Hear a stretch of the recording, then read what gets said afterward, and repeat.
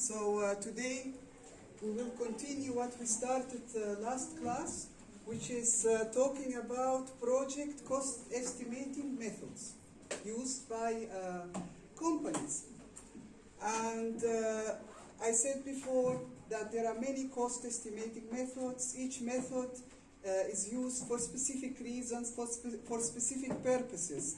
Not always all cost estimating methods are used in a project. They are selected according to need, okay?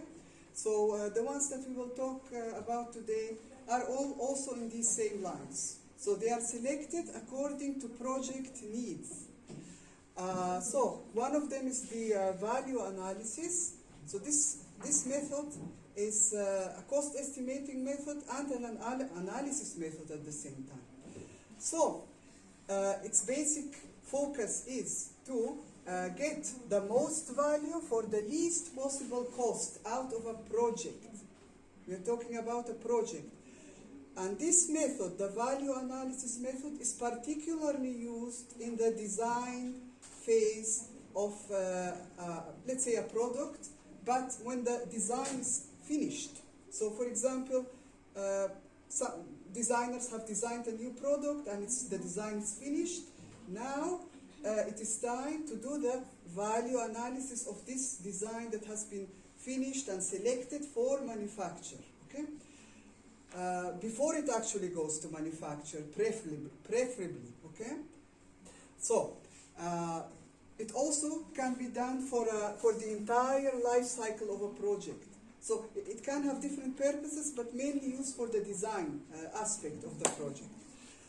So, as I said, it explores or looks for options or ways how to reduce cost of the product, of the design, at the same time not to lose its value. So, it looks for methods, for options or ways of how to reduce this cost. Okay, we have a design now. We need to analyze it. How can I reduce this cost even further, but at the same time not lose its quality? So this analysis is where it comes in hand. Very important to remember here is that 80% of the customers, meaning 80% of the people that will use this design, any design I'm talking about, require in generally only 20% of the design features. So if you remember before when we talked about the word featureism and how products these days started, like designers started adding more and more and more features in the hope that it will gain more customers. But in reality, okay, if I buy, for example, a mobile, okay, it may have 500 features in it. But in reality, in my life, and most of the people will use only 10, 20 features, for example. So the rest of the features stay unused for most of the customers, most of the people.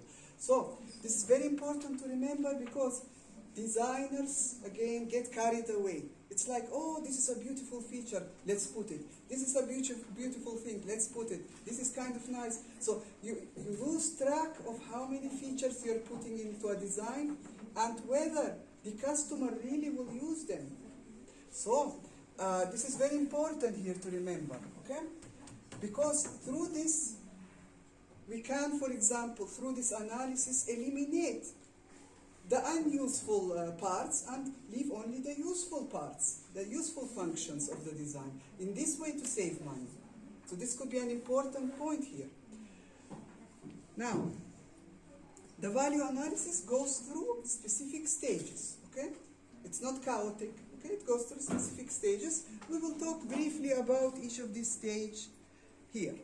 So the first one, whoever is doing the analysis needs to be familiar or familiarize themselves with what is the product, what is it for, its process, the service, anything that around this product needs to be known. So the ones that do the analysis need to know this information, of course. Then each component, each part of the product is analyzed separately. So for this to understand it, we need to know how this is done, basically. So, the analysis to identify the problem areas. Okay? We must understand that every design, especially products, okay, products that we use, have two primary functions. Basically have two functions, one primary and one secondary. So the primary functions are the functions that the product must do well, because without them, you cannot have this product. For example, the wall clock. This is a clock for the wall. A primary function here is to show the time. Now, if it doesn't show the time, what's the use of the wall clock? There is no use. So this is a primary, most important function. Now, the secondary function is, it also can be something as a beauty element on the wall. It can serve an aesthetic function when you put it on the wall.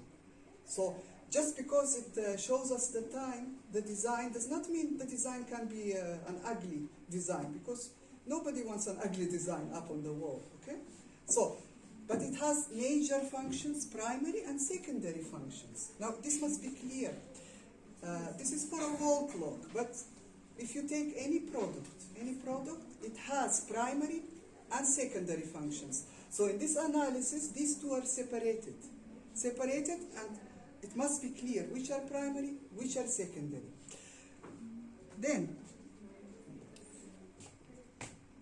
so now all the functions basically are known at this stage. Now each of the functions has to be decided in order of how useful they are. It's like the utility of each one of them. And put a cost to them. Like, for example, to make this function, we need this amount of money. To make this function, this amount of money. And then also decide, okay, this function is very important. Without it, we cannot have this product. So, this is very important. Then second, third, fourth, fifth, and so on, until we reach to the not so important functions. Okay? So they have to be ordered, and also to know the cost for each one. Maybe one function is very expensive to put.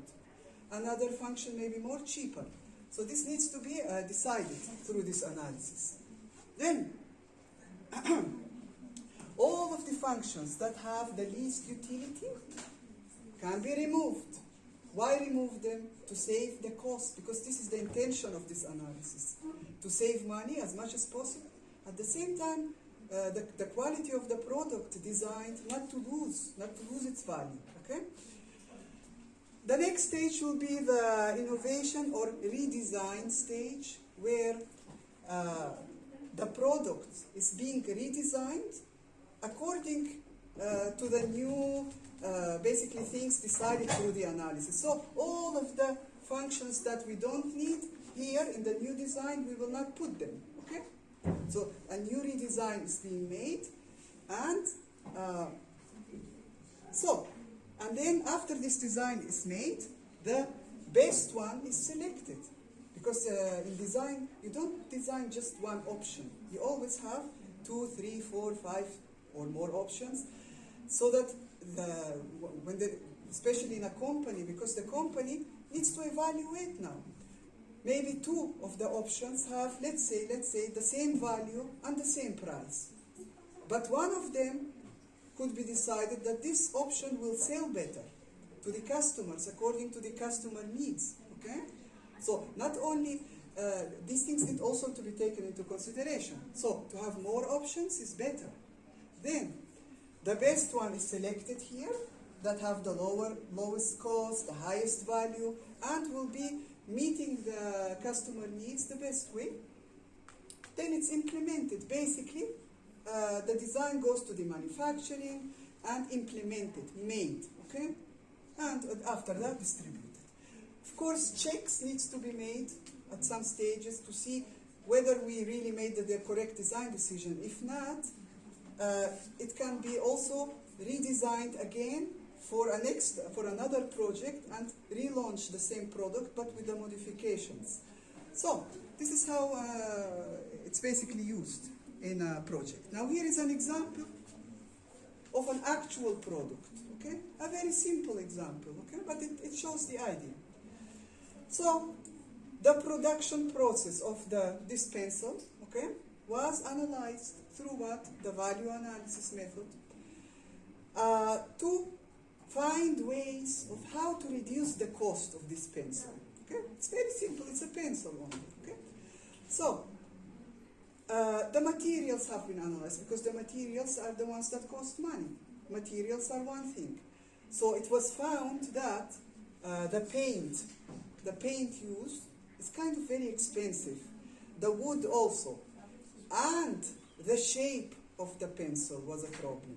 So look, in design there is two things: the shape and the materials. These are two major things. The shape of the design can majorly affect the cost, majorly, okay, in a big way.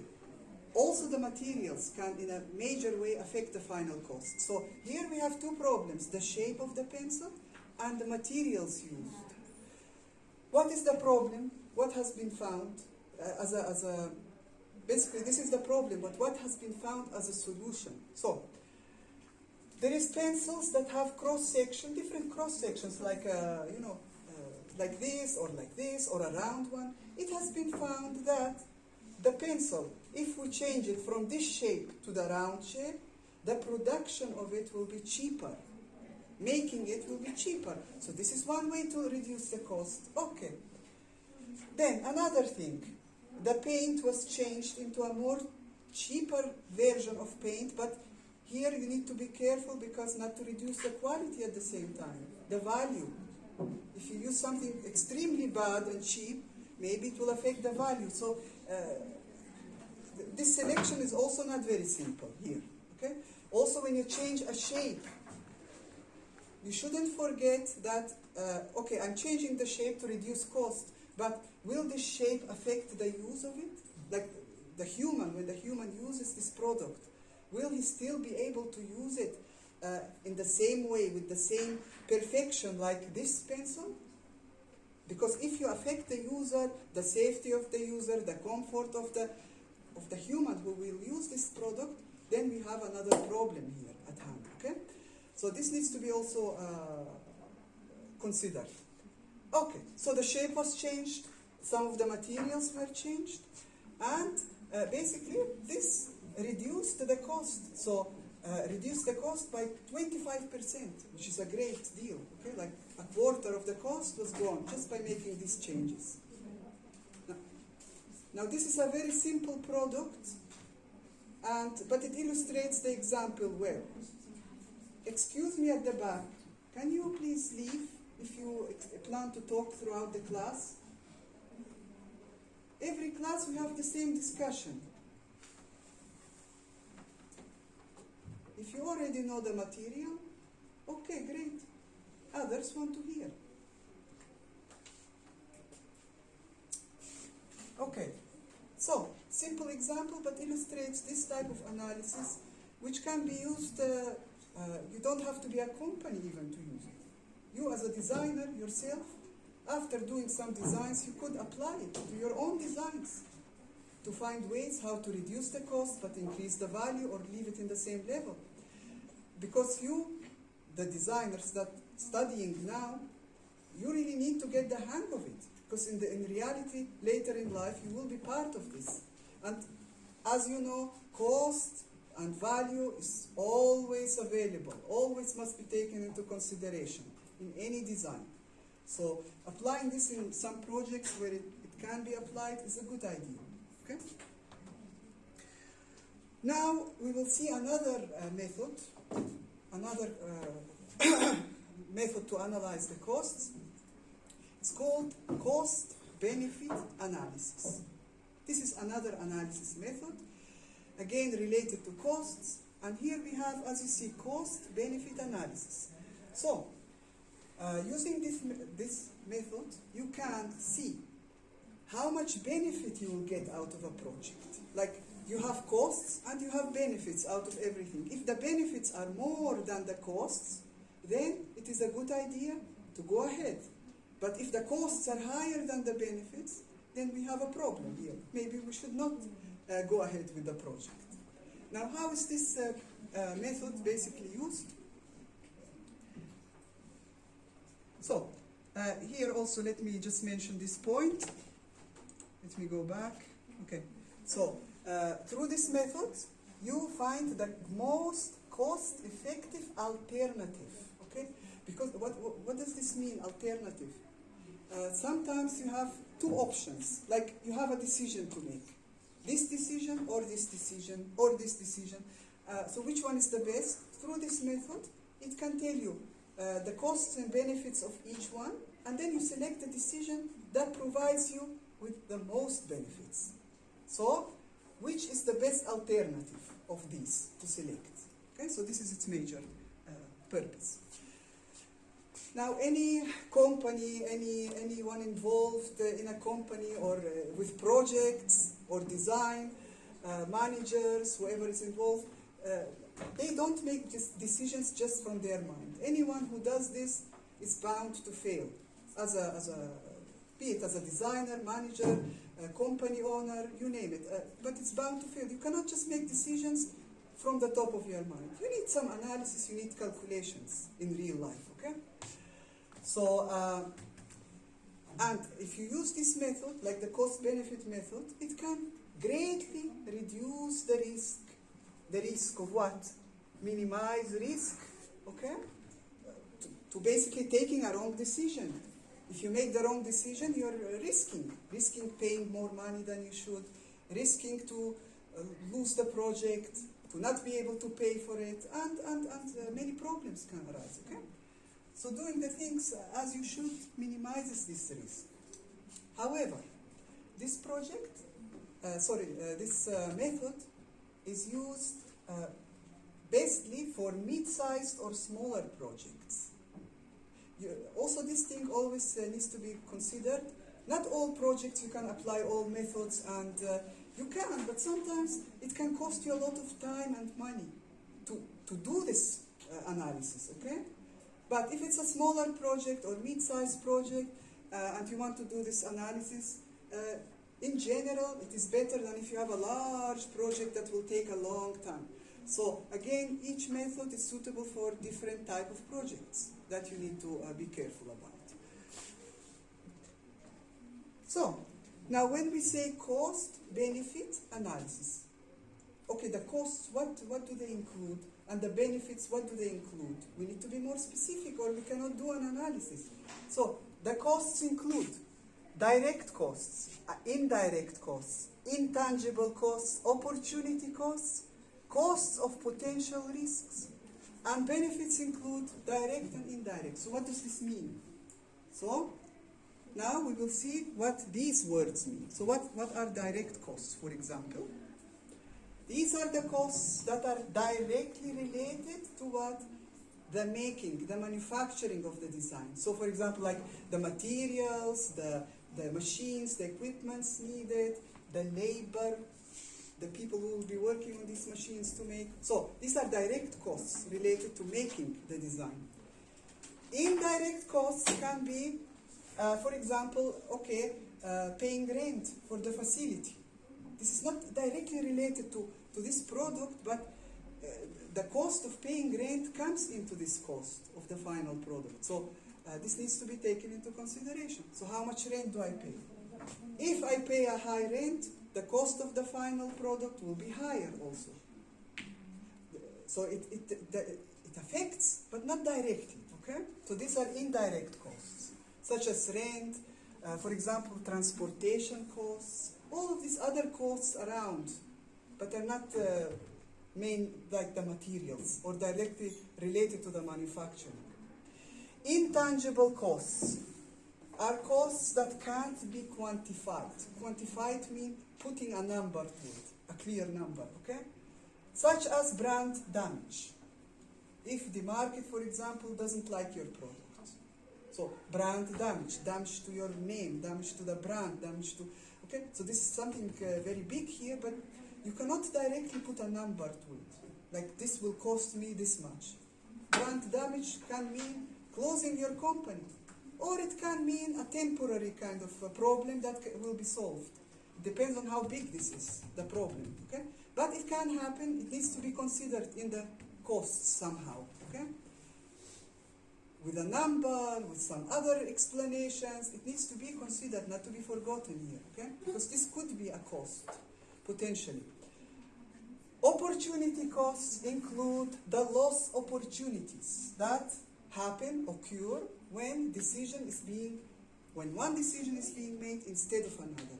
You must always know that whatever decisions you make, not only about projects, even in life, you make one decision, that means you are not making the other decision. It's like maybe I have 2 options, maybe 3, maybe 4 options. You make one option, one decision.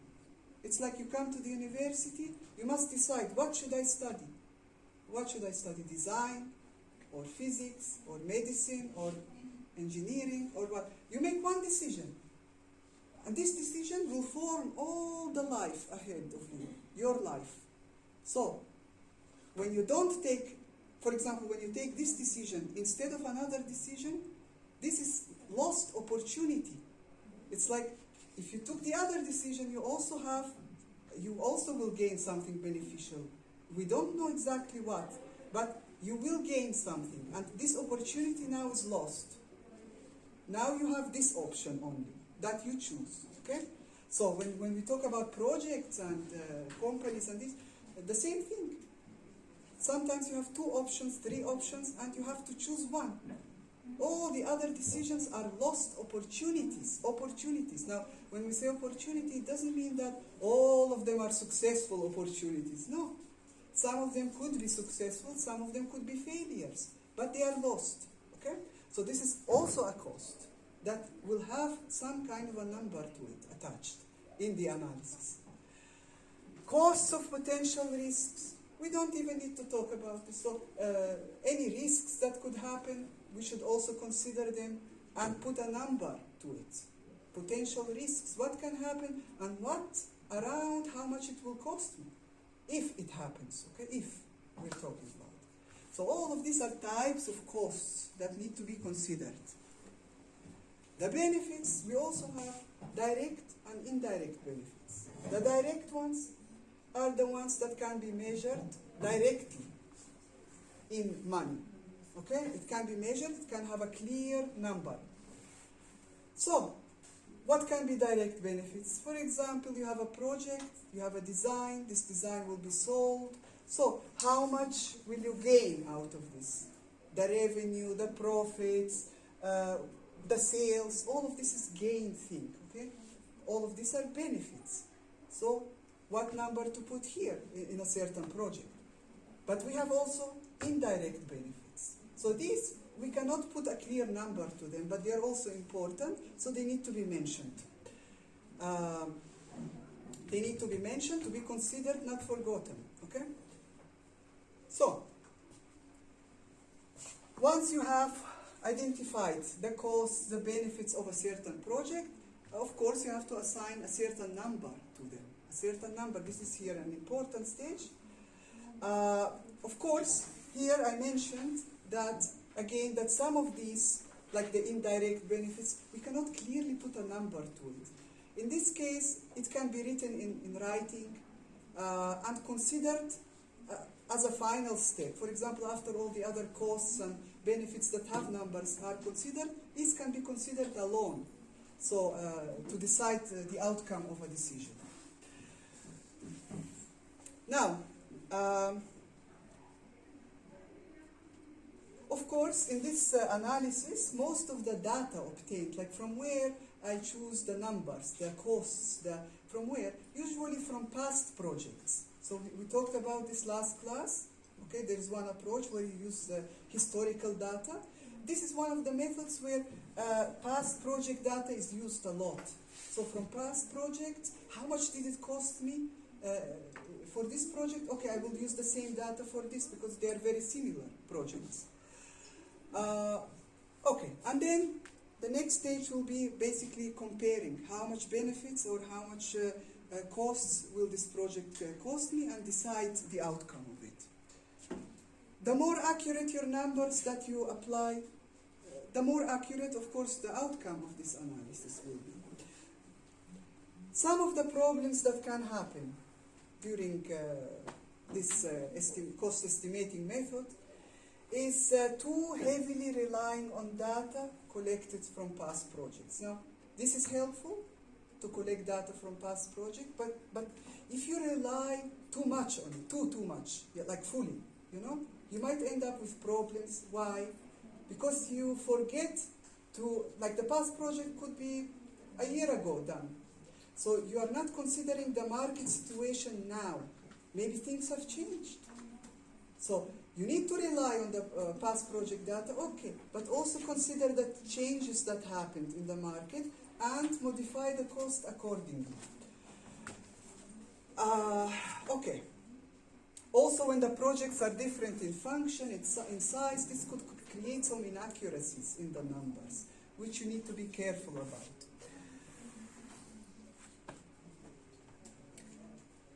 And of course, subjective impressions, like just you believe in something and you put it, this should be out of the question, because subjective impressions are most of the time not correct. So on objective data, you base your analysis, always, whatever analysis you're doing, on objective data. Here is one example that we will focus. Actually, this lecture is only about these two methods. So after this example, we're nearly actually finished. But this is a good example that illustrates this type of analysis, the cost-benefit analysis. So, a business, a company, is planning what? To employ another 4 people, employees. It doesn't matter, designers, workers, whatever they are, okay? 4 employees. Okay, now these 4 employees, imagine you're the company, you want to bring in more people to work for you. Great. They will do more work, which is great for the company. But you also have to pay them salaries. This is a cost, the salary. These people, the skills they will bring into the company, the work that they will be doing for you, this is benefits, okay? Okay, but these people, when they come to the company to work, they will also need maybe computers, extra tables, chairs, devices to work on, right? So this is also expenses, costs. So this company needs to see, okay, should we employ these 4 people or not? We need them. At the same time, we need to measure how much they will cost us. So are the benefits of the company more than the costs? If yes, we will take them. If not, no, maybe we will take only 3 or 2 of them. Or none, okay?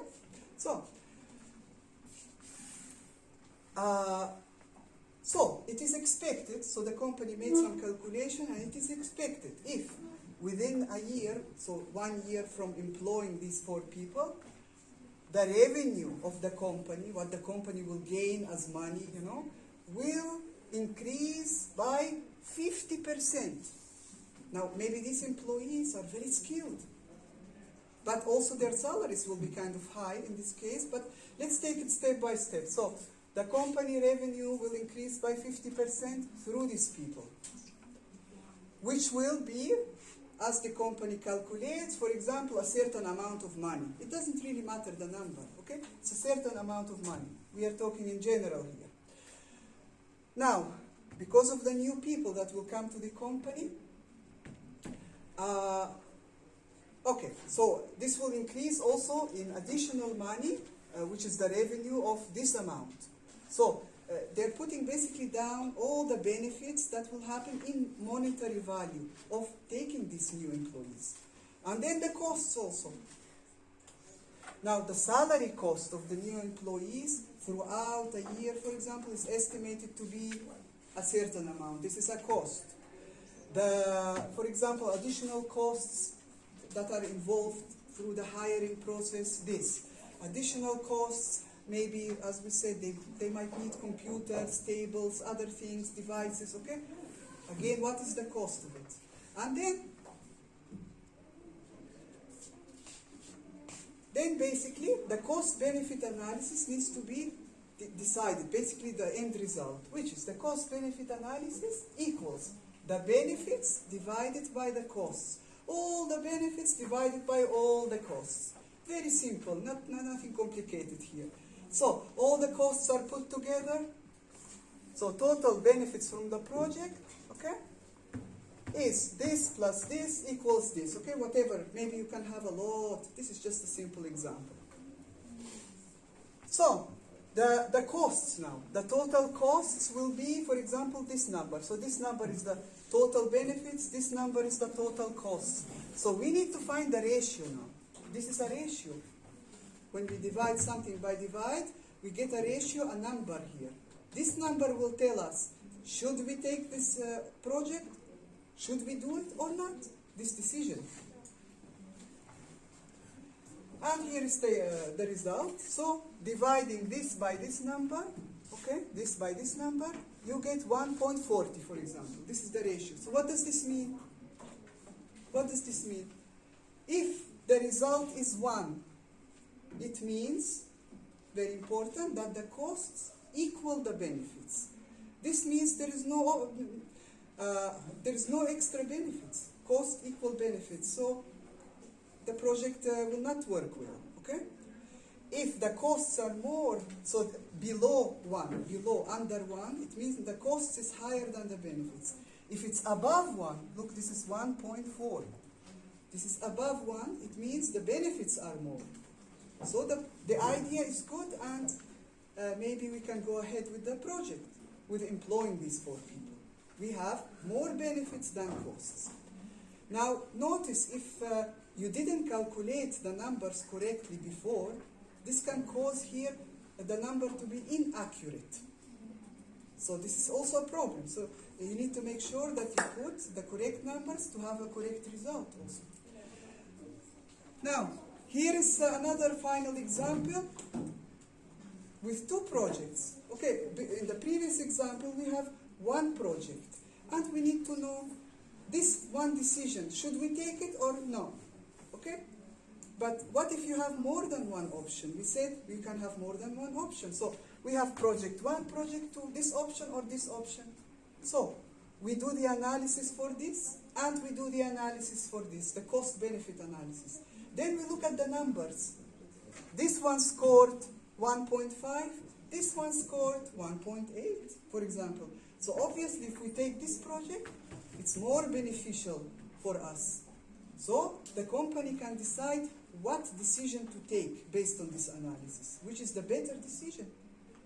Again, we need to consider that, mid-sized or small projects are most suitable for this analysis because it's time-consuming.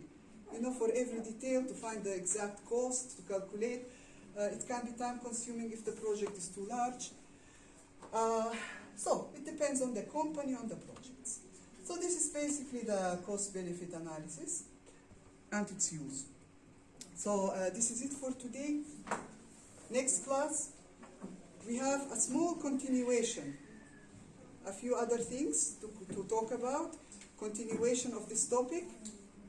And then the class after is what?